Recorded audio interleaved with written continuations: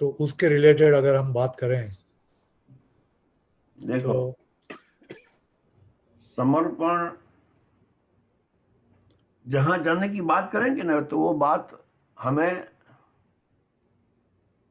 अभी वो दिमाग में नहीं बैठ सकती है ना। जब तक वो दिमाग में बैठेगी, नहीं बैठी ऐसा भी नहीं है। अभी जो है उससे रिलेट होता है। ये जो दुख की अवस्था जो है, मानसिक चंचलता जो है, वही उसी को दुख बोलते हैं। किसको बोलते हैं दुख? मानसिक आकुलता व्याकुलता। हाँ, चित्त की चंचलता है या आकुलता व्याकुलता है मानसिक, वही वो दुख है, दुख का कारण है। और प्रत्यक्ष दुख वही है, क्योंकि जब दुख होता है उसकी वो निशानी है, समझे? तो इनसे तो कैसे मुक्त हो, वो सबसे पहले बात वो आती है ना कि इनसे कैसे मुक्त होना है हमें। जहां जाना है उसकी बात हम डेफिनेटली कर सकते हैं, ऐसी नहीं है कि नहीं कर सकते हैं, और करनी भी चाहिए, समझ भी उसकी भी होनी चाहिए। लेकिन उसमें उस बात को आप श्रद्धा होना डिफिकल्ट हो जाएगा, बियॉन्ड बियॉन्ड डाउट। किसी भी डाउट के बिना उसके ऊपर श्रद्धा होना बड़ा मुश्किल हो जाता है। ज्यादातर नहीं होती है आज के जमाने में। ऐसा नहीं कि नहीं हो सकती है, हो भी सकती है, लेकिन उसका लैंडस्केप देख के श्रद्धा नहीं हो सकती है। वो अवस्था देख के जरूर ये समर्पण हो सकता है, या उसकी अवस्था को देख के जरूर से हमें श्रद्धा हो सकती है। समर्पण किसी चीज के लिए नहीं करना होता है, समर्पण सिर्फ समर्पण के लिए ही करना होता है। क्योंकि जब समर्पण करेंगे तब लॉजिक को घर के बाहर रख देना होता है। क्या होता है? तो वहां पे लॉजिक नहीं चलता है। देयर आर अदर एस्पेक्ट्स, वहां पे बुद्धि नहीं चलती है। वहां पे कोई सौदाबाजी भी नहीं होती है कि ये मैं ऐसा समर्पण करूंगा तो उसका। देखो आप बताओ मुझे, आप अपने बेटे से प्यार जो करते हो, वो प्यार क्या आपका बेटा अच्छा है तभी प्यार करोगे? ऐसा तो नहीं है ना। आप अपने बच्चे, बेटा हो या बेटी हो या कुछ भी हो, उनसे जो प्यार होता है वो अच्छे है इसलिए होगा, ऐसा नहीं होता है। वो तो आपका वो स्वभाव ही है as a parent, as a पिता। But once that is convinced and that is in place, हाँ बेटा या जो भी है उसकी समझ, हाँ, वो अपने अंदर समझ की से, बात है। अपने वो समझ नहीं होती है उसकी, अंदर से ऐसा फोर्स होता है, और अंदर से ही ऐसा होता है, नेचुरल हो जाता है। आपकी बात समझ रहा हूं मैं। तो उसी तरह से हम जब समर्पण करते हैं तो सामने वाले के लिए नहीं करते हैं, वो आप अपने बेटे के लिए आप प्यार नहीं करेंगे, क्योंकि आपके अंदर ही ऐसा है कि आपको वो व्यक्त करना है, आपको इसके लिए कुछ करना है, वो आपके लिए है। समझ रहे ना? इसी तरह से समर्पण जो करना होता है वो सामने वाले के लिए नहीं करना होता है, खुद के लिए करना होता है। समझ रहे? राइट। तो क्योंकि हम चाहते हैं कि हम अपने मन या बुद्धि से डिक्टेट ना हो, इसलिए। समझ? हाँ, ये देखना जरूरी हो जाता है कि जहां पे क्लैरिटी होती है, जहां पे समेकत्व होता है, और ऐसा कुछ होता है तो दो दो किस्म के फायदे हो जाते हैं। पहले तो समर्पण का मतलब यह होता है कि अपने आप को नहीं बना देना, अपने आप के अस्तित्व को छोटा कर देना। अपना ये जो अस्तित्व, अपने आप की भी बात कर रहा है, ये अहंकार की बात कर रहा हूं। ये शरीर मन, बुद्धि, अंतस्करण, उसका जो मालिक है उसकी बात कर रहा है। वो मालिकी का जो भाव है उसकी बात हम कर रहे हैं यहाँ पे। हम यहाँ जो आत्मा है उसकी बात नहीं कर रहे हैं, मूल आत्मा है उसकी बात नहीं कर रहे हैं। वो तो सब में समान है, जैसा चींटी में है ऐसा तीर्थंकर परमात्मा में भी उसी टाइप का है। एक पर्याय अलग है, द्रव्य के रूप में एक ही है, अवस्था अलग है, ठीक है ना, उसके कर्म का उदय अलग है। और लेकिन जो शुद्धात्मा चेतन द्रव्य जो होता है वो तो एक ही है, और उसमें कुछ फर्क नहीं होता है। तो उसी तरह से समर्पण का जो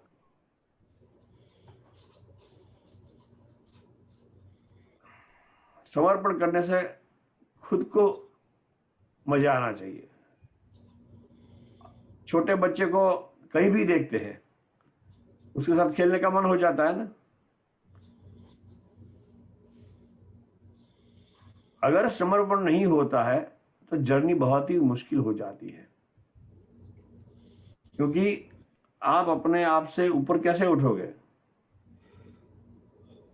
ये तो मन और बुद्धि को और अहंकार को छोटा बना दिया समर्पण करके। अगर उसको छोटा नहीं बताया तो वो हमें डिक्टेट करते ही रहेंगे और हम उसकी चुंगल से बाहर नहीं निकल पाएंगे। ऐसा ही होता है ना। हाँ, तो उस तरह से वो आनंद की अवस्था को आप ढूंढो। ये भी नहीं है, ये भी नहीं है, टेंशन नहीं है, स्ट्रेस नहीं है, भय नहीं है, डर, कोई संज्ञा भी नहीं है, समझ रहे ना। ये जो 4 संज्ञाएं है, आहार, निद्रा, मैथुन, भय वगैरह, वो भी नहीं है। समर्पण में तो वो सारा कुछ आ जाएगा ना। वो एक मन का पार्ट ही है, शरीर से संलग्न पार्ट है, लेकिन पार्ट तो एक मन के स्वरूप में ही है, ब्रेन नहीं, मन। तो उन सारी चीजों से मुक्ति मिल जाएगी तो हमारी वो अवस्था कैसी होगी? देखो, हम सिद्धशिला में जाएंगे, यहाँ पे ऐसा होगा वैसा होगा, वो बात करेंगे भी ना हम, तो मिथ्या तो लोगों को कैसा होता है कि उनको इंद्रिय सुख का लाभ दिखाए तो उसको अच्छा लगता है। मैं नहीं कहता कि यहाँ पे आप लोग ऐसा पूछ रहे हो मुझे, और जो सुख है तो वो तो कहा नहीं जा सकता है ना, वो तो सिर्फ दुख ही बताया जा सकता है।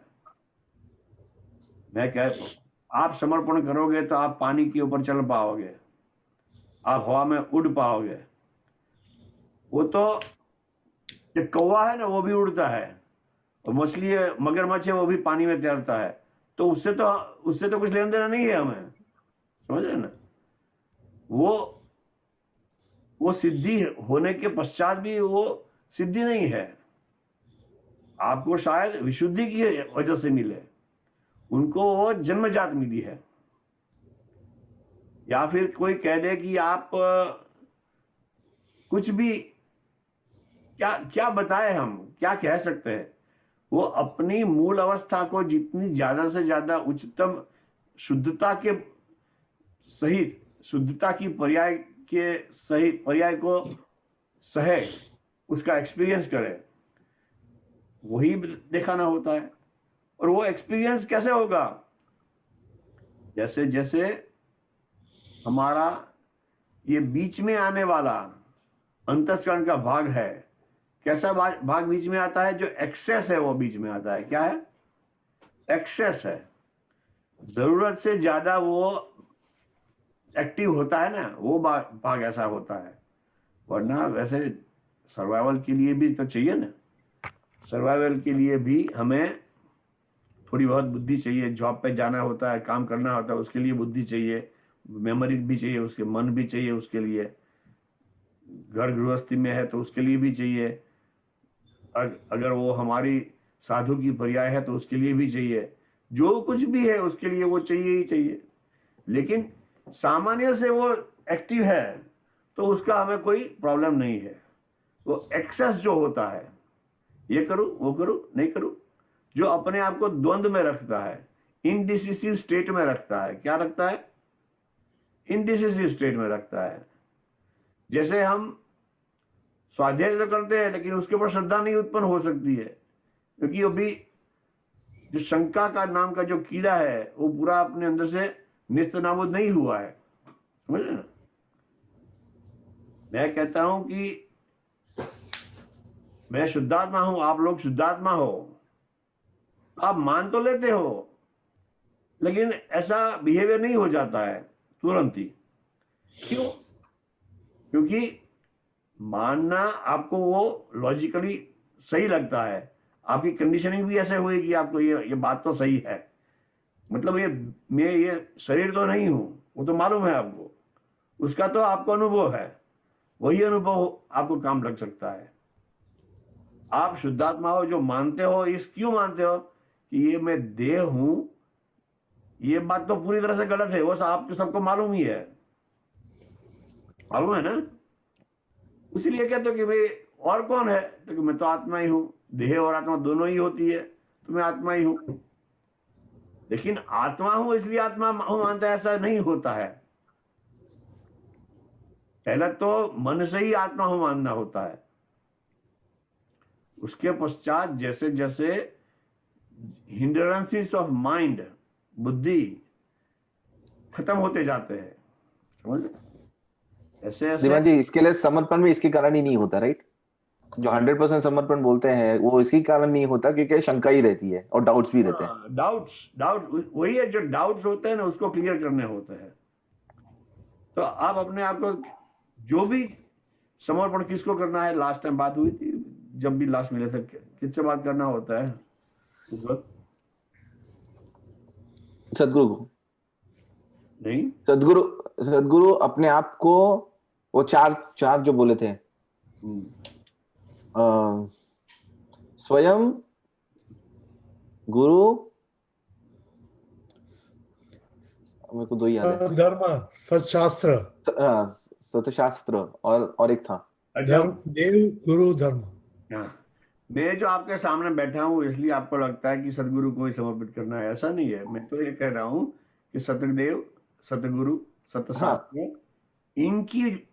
इनके माध्यम से आप अपने आप को समर्पित हो रहे हो। इसको अपने आप को मतलब अपने अंदर बैठे शुद्ध आत्मा को समर्पित हो रहे हो, क्योंकि अभी आपको रूपी चीजों को जानने की आपकी अभ्यास है, आपका अभ्यास है। किसका है? अरूपी चीजों को जानने का अभ्यास नहीं है, रूपी चीजों को जानना ही अभ्यास है।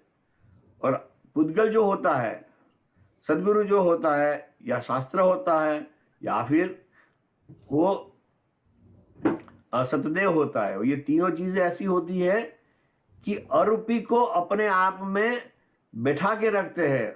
और आपका भी ऐसा मंतव्य है, क्या है कि इनके अंदर अरूपी चीज शुद्धता से विराजमान है। शास्त्र के अंदर बोध है, किसका बोध है? मेरा ही बोध है, मेरे लिए है, मेरे द्वारा है। मेरे द्वारा मतलब ये जो तीर्थंकर परमात्मा ने जो बताया है उन्होंने अपने आत्मा के केवल ज्ञान में चीजें जान के बताई है। शुद्ध ज्ञान में जो गुरु महाराज जो होते हैं उन्होंने शुद्ध ज्ञान में और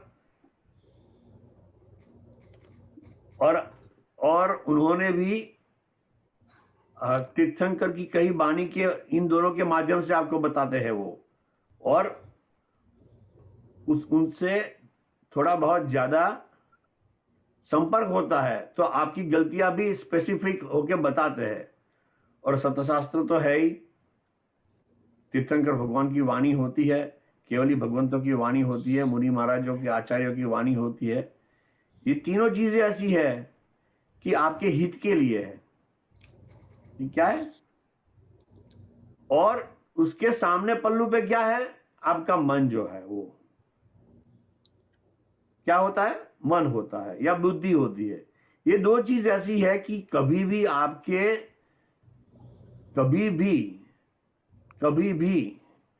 आपके पक्ष में नहीं बोलती है, वो बहुत ही कम से आपसे ज्यादा। ये जब स्वाध्याय करते हैं तभी भी आपके पक्ष में थोड़ा बहुत दिखाती है, क्योंकि आपने ऐसा अपने आप को इस और फोकस किया है इसलिए। वरना ये मन का माना जो चलता है, मन की चीज मान के जो भी चलता है उसका सत्यानाश ही होता है। कभी कभार आप लोगों ने देखा था कि गुस्सा आ गया, गुस्सा कर लिया तो क्या होगा? गुस्सा रोकते हैं ना कि नहीं हो रखते हैं? कोई इंसिडेंस ऐसा होता है कि हमें बड़ा गुस्सा आ जाता है और गुस्सा नहीं करते हैं। उस टाइम पे हम अपने मन का कहा मानते हैं। जॉब पे वो कोई बॉस आके कहता है कि ये करना है, ये करना है, ये करना है, तो इतने कम काम में कैसे करोगे? ऐसा आपको लगता है तो आप क्या नहीं पाते हो? मैं भी आदमी हूँ, मैं भी मनुष्य हूँ, मुझे भी रेस्ट चाहिए, मुझे भी थोड़ा बहुत जीने का हक है। आपको सब मालूम है, लेकिन आप नहीं कहते हो ऐसा। क्यों? क्योंकि आप इस टाइम पे अपने मन को वश करते हो, और वश करने की ये रीत तो आपको मालूम है, लेकिन कैसे करते हो आप उसको वश में? क्योंकि उसके सामने आपको और लाभ दिखाई देता है। क्या लाभ दिखाई देता है? या फिर गैर लाभ दिखाई देता है। इसके वश होऊंगा तो गैर लाभ है। तो लाभ क्या दिखाई देता है कि चलो मेरा प्रमोशन हो सकता है, और ये गैर लाभ क्या दिखाई देता है कि अगर ये नहीं करूंगा तो मुझे नौकरी जा सकती है, मेरी डिमोशन हो सकता है। और उसके ऊपर पूरे मीनार बना देते हो आप लोग, ठीक है ना? ऐसा ही होता है। आप लोग कहते ये कह रहे हो कि मेरा भी ऐसा है, ऐसा नहीं है कि आप लोगों का ही है। लेकिन यहाँ पे ये जो हमने ये एक्सेप्ट की है, ये वो किसके आधार से गई है? भय है ना, या फिर लालच है? अभी मैं ये स्ट्रेट शब्द में बोलूंगा तो अच्छे नहीं लगते, भय और लालच। बहुत लगता है कि मैं तो पूरा जीवन जब जॉब में जाता है तो भय और लालच से ही जीते हैं हम। बोलने में अच्छा नहीं लगता है, सुनने में भी अच्छा नहीं लगता है। बोलने में तो अच्छा लगता है, मुझे बहुत अच्छा लगता है, लेकिन आपको सुनने में अच्छा नहीं लगता है। क्यों? क्योंकि आपको लगता है कि मैं भय और लालच से जी रहा हूं, 24 घंटे भय और लालच से जी रहा हूं। ऐसा लगता है ना कि, लेकिन क्या करेगा?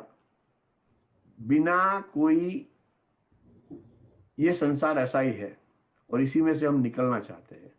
तो प्रत्यक्ष दुख है। तो मन का और बुद्धि का और भय और लालच कौन दिखाता है? वो कौन, किसकी मानते हो तो भय और लालच होता है? वो मन की मानते हो आप, बुद्धि की मानते हो। तब जब आपको आपकी बुद्धि बताए कि ये लालच है, ये भय है, तो उसकी नहीं मानो आप।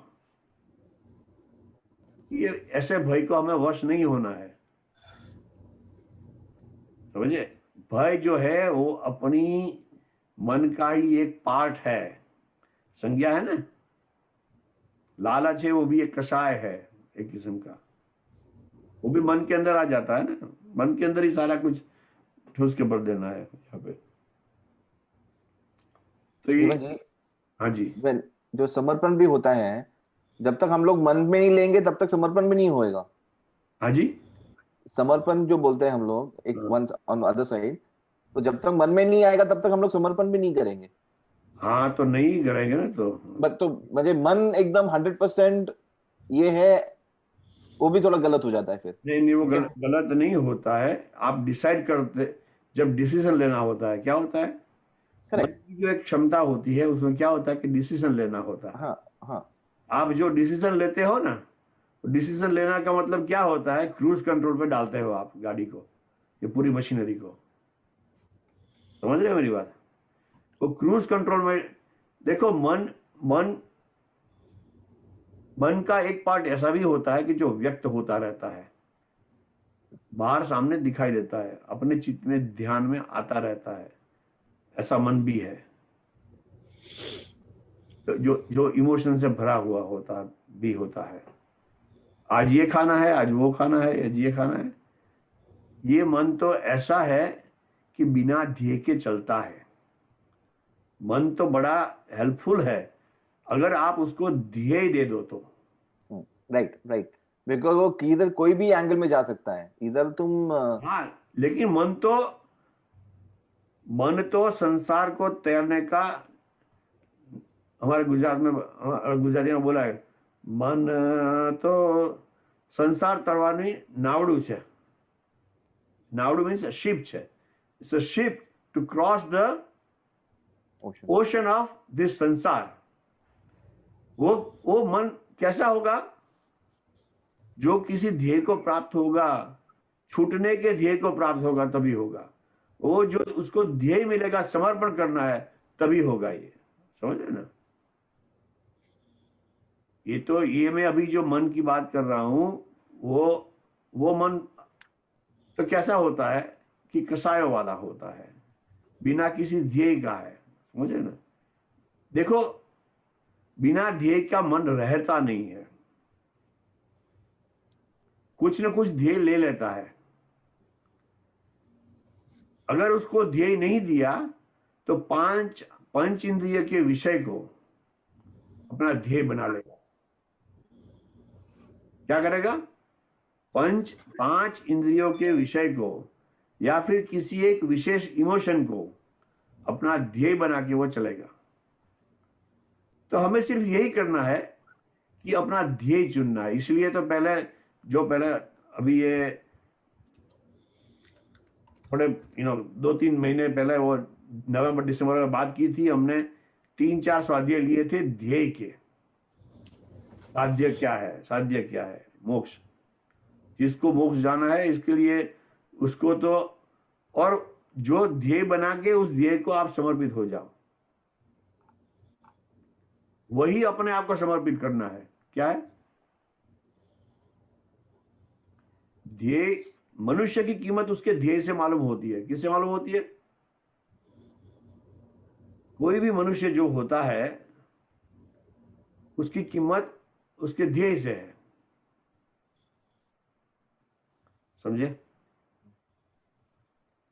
अगर आपका ध्येय हट जाता है तो आपकी पात्रता के ऊपर प्रश्नार्थ चिन्ह भी हो जाता है।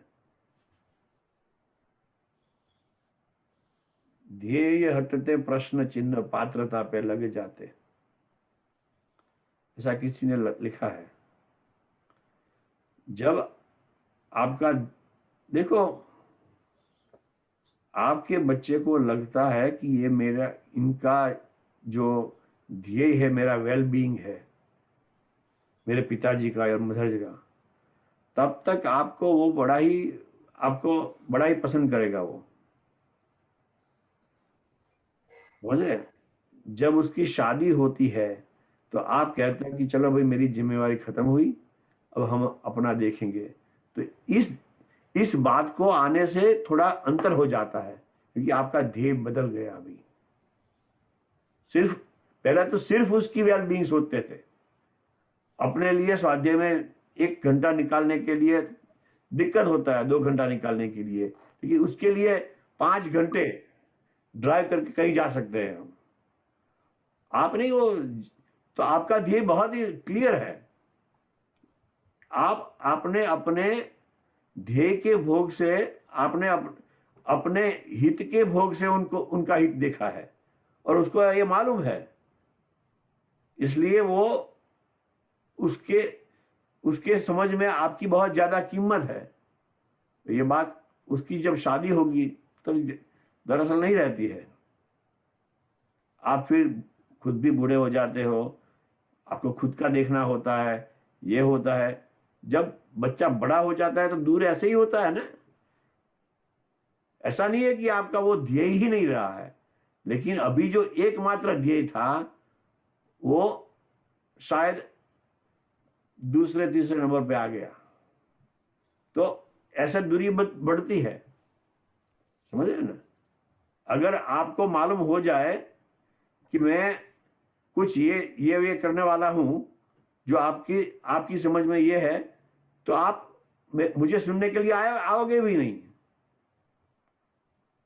समझ रहे ना मेरी बात?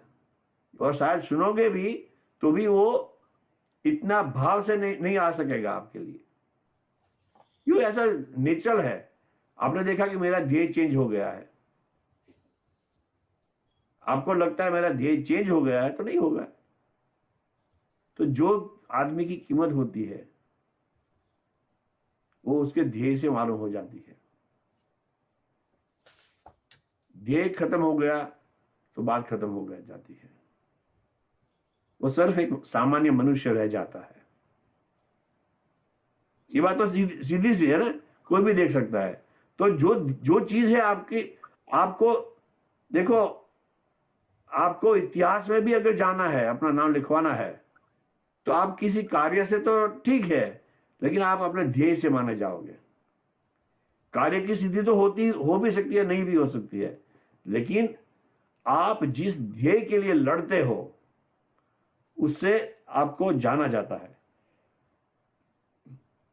He fought for the freedom of his country. He fought for the धर्म संस्थापनार्थाय, धर्म की स्थापना के लिए उसने फाइट किया। ऐसे ऐसे चीजों को होने से हम उसका ध्येय मालूम होता है, समझ रहे ना मेरी? तो उस ध्येय से हिस्ट्री में जा सकता है, अगर किसी को हिस्ट्री में जाने की इच्छा है तो। हिस्ट्री तो हो ही रही है, लेकिन नॉन हिस्ट्री की बात कर रहा हूं। हम दिन ब दिन हिस्ट्री हो रहे हैं, कुछ अरसे के बाद एक तस्वीर में टंगे हुए हिस्ट्री हो जाएंगे हम लोग। वो भी किसी कोई टंगने वाला है, वो भी हमने अपने बच्चों के साथ अच्छा व्यवहार किया है तो वो भी बना, वो तस्वीर भी नहीं रहेगी।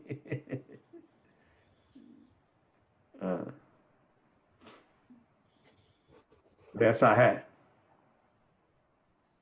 तो क्या बात बात बात कुछ समझ में आई है? जी जी। हाँ, तो ये जो समर्पण है, तो आप समर्पण स्वरूप हो जाओ। मतलब समर्पण करने का मतलब यही होता है कि आप अपने मन के वश में नहीं हो। समर्पण पत्थर को भी करना है, पत्थर को। अगर आप पत्थर को भी समर्पण कर पाओगे तो भी आपने, उसका मतलब है कि आपने अपने आप को, अंतस्करण को ऐसा नरम बनाया है। कैसा बनाया है? फ्लेक्सिबिलिटी वाला बनाया है कि आप किसी को समर्पित हो सकते हो। समर्पित होने की क्षमता को डेवलप करना ही बहुत बड़ी बात है। ध्येय को समर्पित होना है, या काबा का जो पत्थर है, मतलब कोई मूर्ति भी है, बाहर से तो बोलते हैं कि इसके अंदर प्राण प्रतिष्ठा की है, ये है, वो है, सब कुछ बात ठीक है, लेकिन एसेंस में देखा जाए, इन आंखों से देखने वाली चीज में, तो वो एक पत्थर है, एक शेप में है, कुछ शेप में है। हमने मान लिया है, आपने मान लिया है कि तीर्थंकर भगवान की मूर्त है और उनका ये ध्येय है। तो उनके जो ध्येय था, उनकी जो अवस्था थी, उनके जो भाव थे, उसको आप नमस्कार उस मूर्ति के माध्यम से पहुंचाते हो। वो आप पत्थर को नहीं देखते हो, अभी आप तीर्थंकर परमात्मा के केवल ज्ञान को, उनकी वितरागता को देखते हो, उनके सर्वोच्च आसन को देखते हो। आप उसी हिसाब से आप उनको समर्पित हो सकते हो या नमस्कार करते हो। ये you have to look at the spirit. लेकिन बात ये हुई कि आपकी क्षमता उत्पन्न हुई। तीर्थंकर महाराज की मूर्ति तो दूर, तीर्थंकर महाराज हाजिर भी होवे तो कोई लोग उसके चरण स्पर्श करने झुकेंगे नहीं। ऐसे होंगे ही ना, कभी कहीं होंगे, ऐसा ही नहीं, उनके सामने भी जाएंगे। गोशालक जी की बात तो सबको मालूम ही है ना।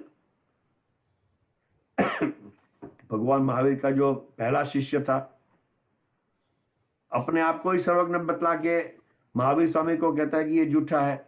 ऐसा लिखा है, सच में या झूठ में मुझे मालूम नहीं है, ऐसा पढ़ने में आता है। उनके ऊपर तेजोलेशा का प्रयोग करता है। उनको मालूम नहीं है कि ये तीर्थंकर भगवान है, मालूम ही होता है ना उसको, फिर भी ऐसा ही हुआ है। तो उसका कितना ध्येय अलग था। क्या था उसका ध्येय अलग था। पहले हमने अपने ध्येय को तो फिक्स करना है, वो ध्येय फिक्स नहीं होगा।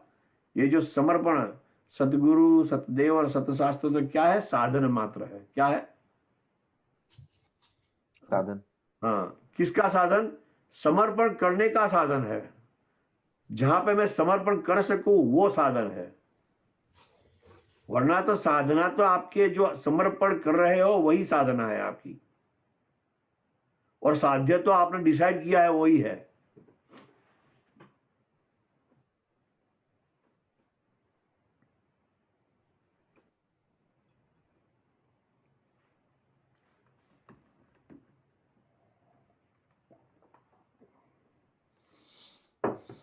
ठीक है, और कुछ पूछना है तो पूछो।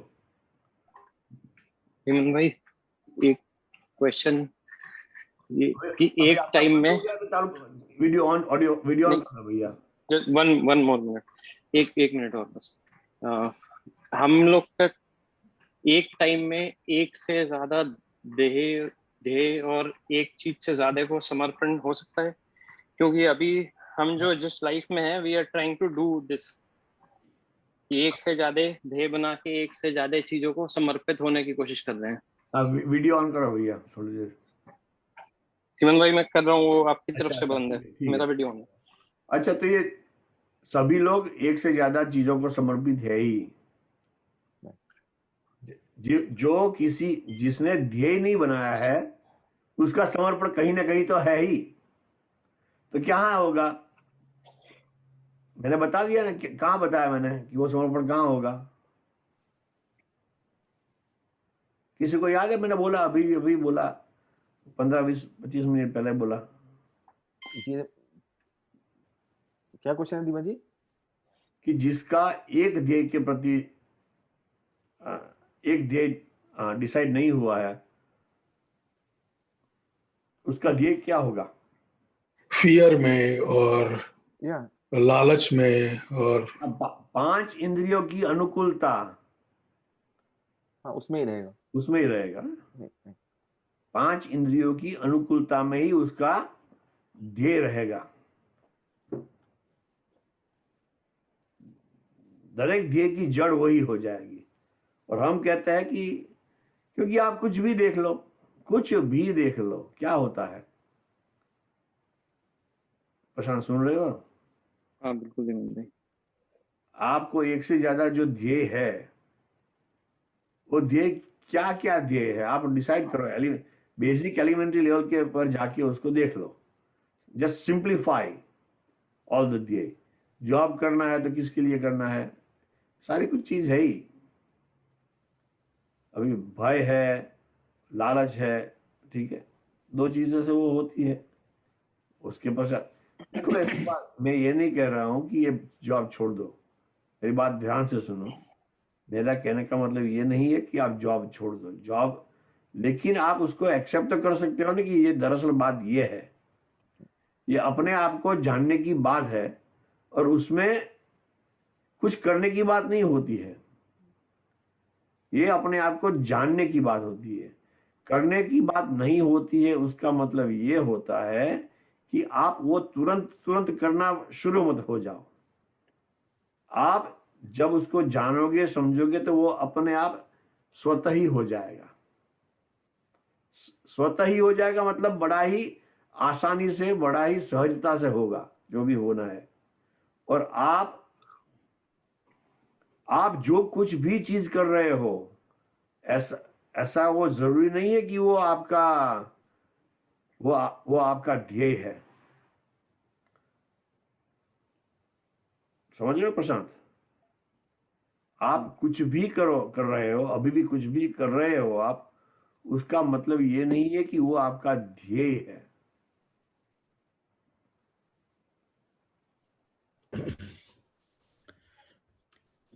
मैं तो सोच रहा हूँ कि इसकी आज के बातों की प्रेरणा लेकर के मैं कुछ ठोस इस बारे में करूं जो मेरी लाइफ में मुझे काम आवे। आप ठोस करने की अपने अंदर की क्रिया ही करो पहले। बाहर मत हाँ हाँ, अंदर अंदर की बात कर रहा हूँ। फोकस अपने ध्येय को स्पष्ट करो। क्या बोला? ध्येय को स्पष्ट। कोई फायदा है नहीं तो यहाँ बैठ के फायदा नहीं। नहीं, फायदा नहीं है, कुछ फायदा नहीं है, मुझे भी फायदा हैव टू नहीं, आपको टेक भी होम फायदा नहीं है। समथिंग। मैं सिर्फ आपको एंटरटेनमेंट प्रोवाइड करता रहूंगा। या आप अगर परिवर्तन नहीं कर पाया तो मेरा होना का क्या फायदा है? और सच बात। आपका वो एंटरटेनमेंट करता हूँ तो मुझे तो आपको you start paying me then. या है।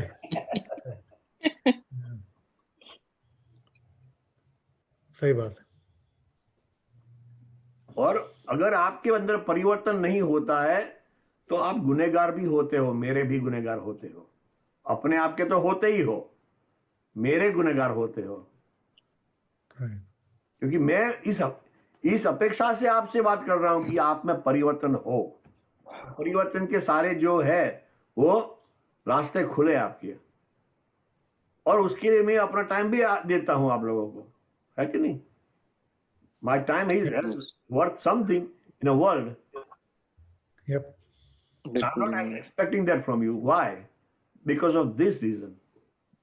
अगर आप सुनो, एक कान से सुनो दूसरे कान से निकाल दो, ऐसा तो नहीं कर रहे हो आप, लेकिन ये मैं बात कर रहा हूं। Yeah. तो आपके लिए, मेरे लिए नहीं, मेरा जो अंदर का सोचना है वो तो अलग, जो भी है वो बात छोड़ दो आप।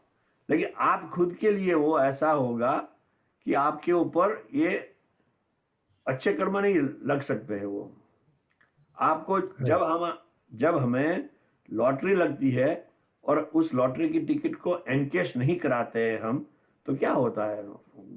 गैर फायदा ही होता है ना। तो ये लॉटरी लग चुकी है। Right. होना किसी सम्यक्ति का हाथ आना बड़ा ही मुश्किल, पहचान सकना है उसके, वो अपने हाथ में आना बड़ा मुश्किल होता है, पहचान नहीं सकते। और उसके पश्चात उसके अंदर ये भावना भी हो कि ये बात करूं, ये करूं, वो करूं, वो दो सारी चीजें एक साथ होना बड़ा मुश्किल होता है। तो उसका जो इसका बात ऐसी, इसका ये मैं अपने गुणगान नहीं गा रहा हूं, मैं तो सिर्फ इसलिए कह रहा हूं कि आप इस समय को पहचाने, इस अपॉर्चुनिटी को पहचाने और अपने आप को एकदम शुद्धता की ओर ले जाए, डिसीजन ले ले उसमें कि बड़ी बात Right. करनी है ही नहीं, बड़ा ही सिंपल है, इससे सिंपल कुछ चीज ही नहीं है, ऐसा सिंपल है। सिंपल नहीं लग रहा है वही आश्चर्य है मुझे तो, सिंपल क्यों नहीं लग रहा है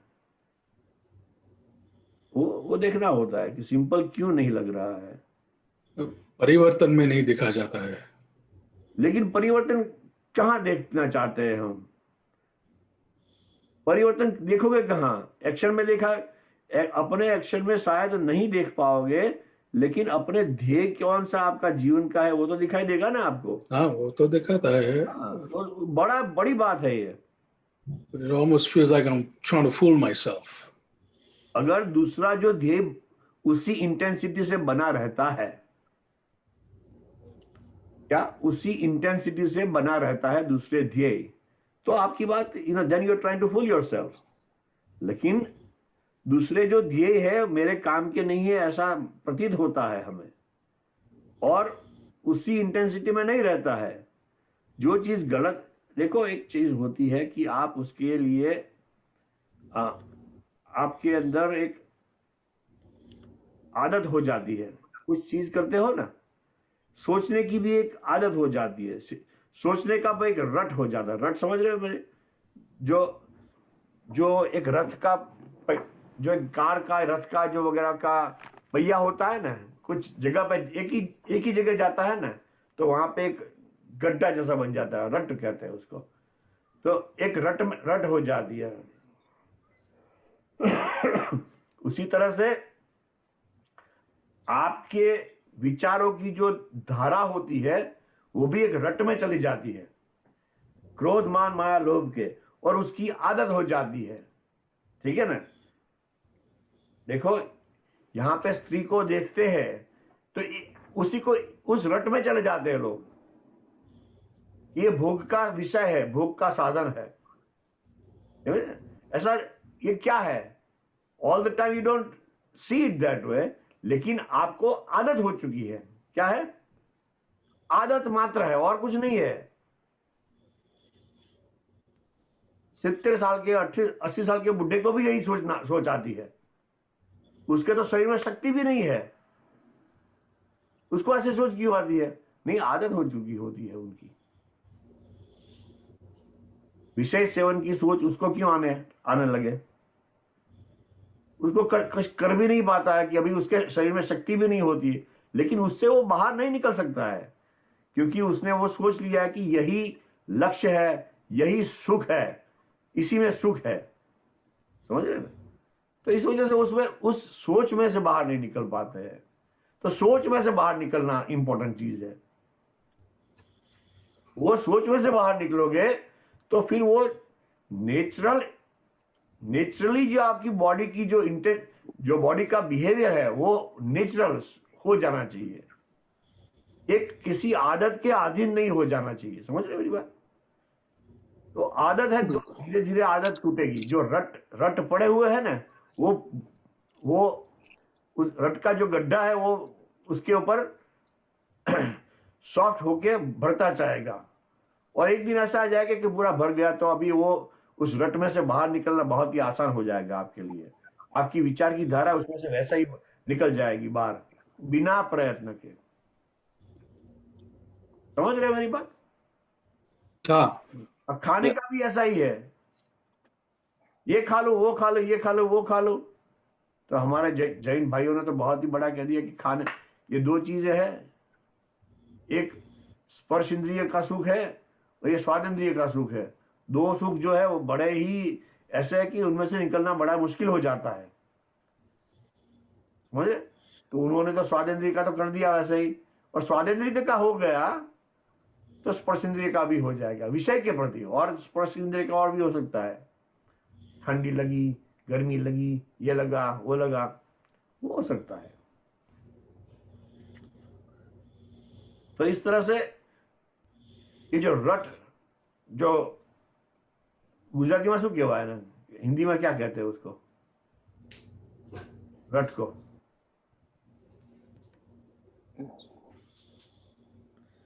हैबिट, जीवन भाई हैबिट की बात कर रहे हो आप? एक आदत बन गई है। हाँ, हैबिट तो है, लेकिन वो हैबिट किस लिए हो जाती है ये बता रहा हूँ। कॉम्प्लेसेंट है कॉम्प्लेसेंट कॉम्प्लेसेंट तो आपने ध्येय नहीं दिया है तब तक कॉम्प्लेसेंट है आप। आपको ध्येय दे दिया तो फिर कॉम्प्लेसेंट कैसे हो गए? क्योंकि कॉम्प्लेसेंट की चीज जो होती है वो अलग से होती है, ठीक है? वो क्रिया को लागू हो जाती है, लेकिन ये क्रिया तो चलती रहती है। वहां पे तो आप यहाँ पे ये क्रिया ऐसी है कि उसको रोक नहीं सकते हो आप। यहाँ पे तो सिर्फ डायरेक्शन देनी होती है। क्या देनी होती है? फिजिकल क्रिया जो है उसमें कंप्लेसेंसी हो जाती है, और ये अंदर की क्रिया तो क्रिया चलती रहती है, उसको सिर्फ डायरेक्शन ठीक से देनी होती है। डायरेक्शन ऐसे देनी होती है कि बिना वजह कहीं पे एक्सीडेंट ना हो जाए। जो स्ट्रेस उत्पन्न होता है वो क्या है? एक किस्म का एक्सीडेंट ही है, आंतरिक एक्सीडेंट ही है। पेन होता है, स्ट्रेस होता है। अब खुद को न पसंद हो ऐसे विचार भी आते हैं, वो क्या होता है? यही है, एक रट में चले गए। नहीं सुनाई देता मेरी बात?